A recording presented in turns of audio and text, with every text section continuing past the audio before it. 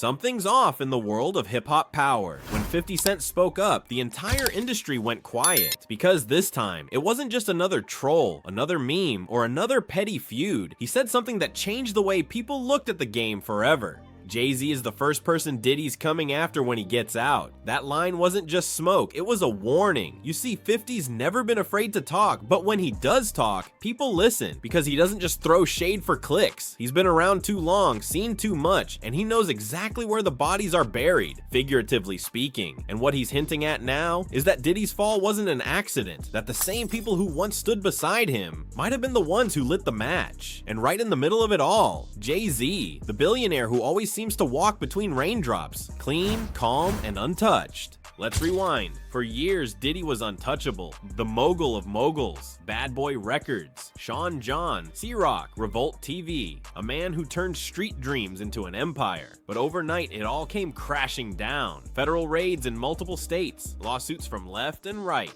a media frenzy built around an 8-year-old video, the one of Diddy and Cassie that suddenly leaked. Now here's where it gets weird. CNN held that footage for nearly a decade, 8 years of silence, and then suddenly, boom, it's public right when the feds raid his homes. Coincidence? Not a chance. That kind of timing doesn't happen naturally. It's orchestrated. And who benefits the most from Diddy's fall? Not his rivals, not the press, but the ones who stood next to him. The ones who knew his world inside and out. The same people who smiled on stage, toasted champagne, and said brother on camera. That's the kind of betrayal 50 Cent's talking about. He's not saying this is random. He's saying Diddy's empire was taken down from the inside. And if that's true, Jay-Z's silence isn't protection, it's evidence.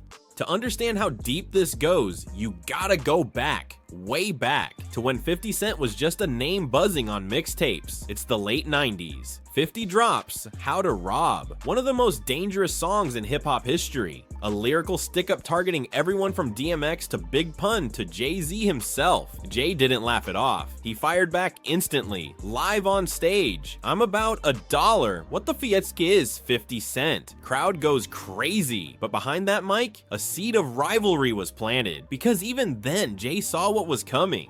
50 wasn't just another rapper, he was a disruptor. He didn't play nice, he didn't need favors, and he didn't bow to the industry kings. Jay, on the other hand, had already started playing the long game. While 50 was building his empire off pure muscle, Jay was building his through alliances, silence, and control. When In Da Club dropped, the entire culture shifted. 50 went from street legend to superstar overnight. Jay allegedly told his crew, Bleak, Beans, the whole Rockefeller team, flood the market, drop albums, don't give him space to breathe.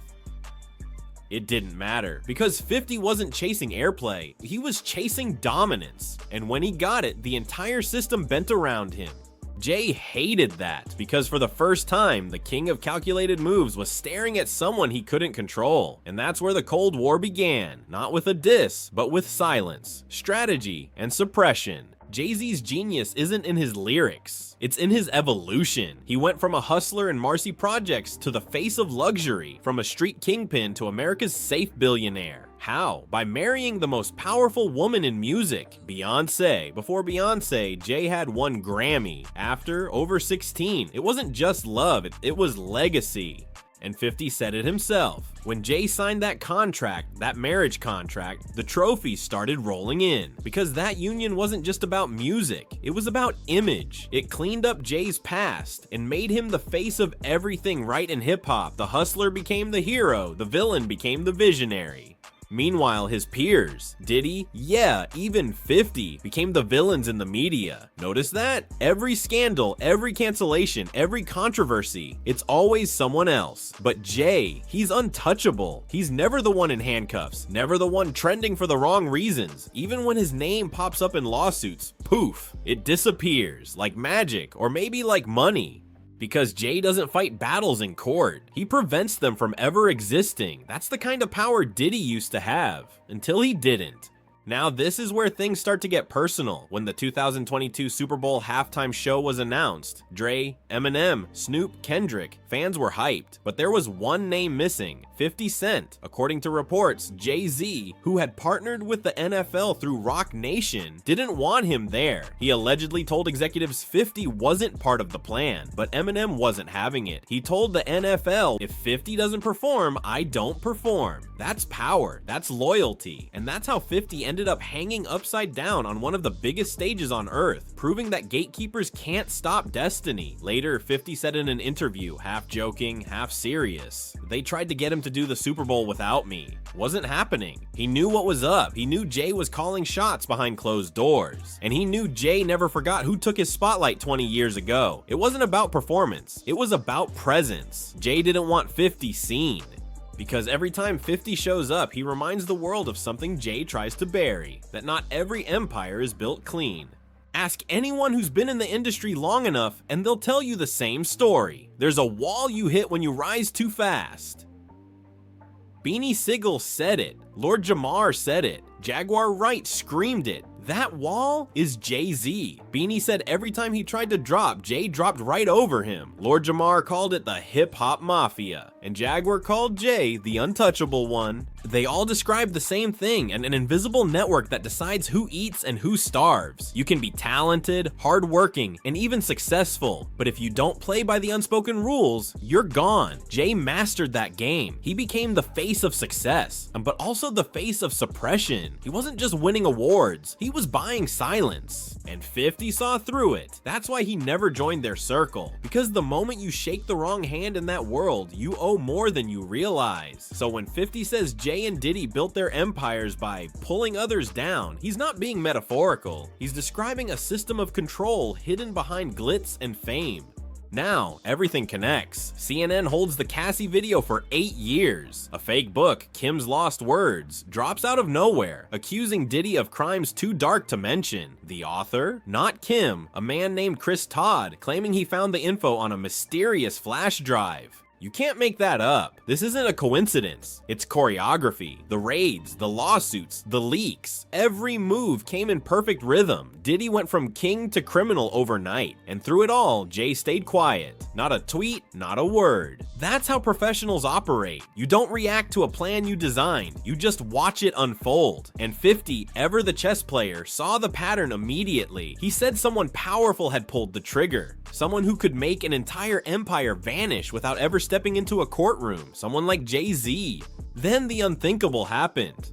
Whispers started. Trump might pardon Diddy. TMZ ran it. The White House confirmed talks were happening. Trump even said it himself. I love Diddy. He's asked me for a pardon. It was surreal. The same man who once trolled Trump online, now begging him for mercy. And guess who jumped into the chaos? 50 Cent. He posted online, "You can't get no pardon running your mouth like that, LOL." It was brutal, but true, because 50 knew. This wasn't about justice. It was about power begging power. Meanwhile, Jay stayed invisible. No statement, no sympathy, no risk. That's the Jay-Z method. When the house is burning, walk away before the smoke rises. And that's what makes 50's words so haunting, because in this game, silence doesn't mean innocence. It means strategy. Diddy's empire is ashes. 50's empire is thriving. Movies, series, power plays, and Jay's empire, still spotless. But how long can that last? Every empire falls the same way. Not from enemies, but from betrayal inside the palace walls. 50 said it himself. Jay and Diddy didn't become billionaires by making music. They did it by pulling everyone else down. Think about that. For years, the same two men shaped the entire sound, image, and flow of hip-hop. They controlled the charts, the awards, and even the perception of success itself. And yet, only one is in handcuffs. Only one lost everything. You think that's luck or design? Because to 50, it's clear Jay-Z's never been the victim. He's been the architect. And now, as Diddy plans his revenge, 50's standing in the middle of the storm, half journalist, half prophet, watching two titans tear each other apart. He's not afraid, he's entertained, because he's seen this movie before, and he knows how it ends. So let's bring it together. Jay-Z built an empire of respect, money, and image. Diddy built an empire of influence, visibility, and excess. 50 Cent built an empire of survival, defiance, and legacy. When Diddy fell, the system didn't just react, it acted. And the man who kept his hands clean didn't have to step into the storm, because he already controlled the weather. The question remains, was Diddy destroyed because he broke the rules, or because he was never meant to play by them in the first place? And now that the board has flipped, we're all watching, because when the king's crown is at stake, everyone leans in. What happens next will reveal not just about Diddy or Jay-Z or 50 Cent, but about the game itself and the rules we didn't know existed.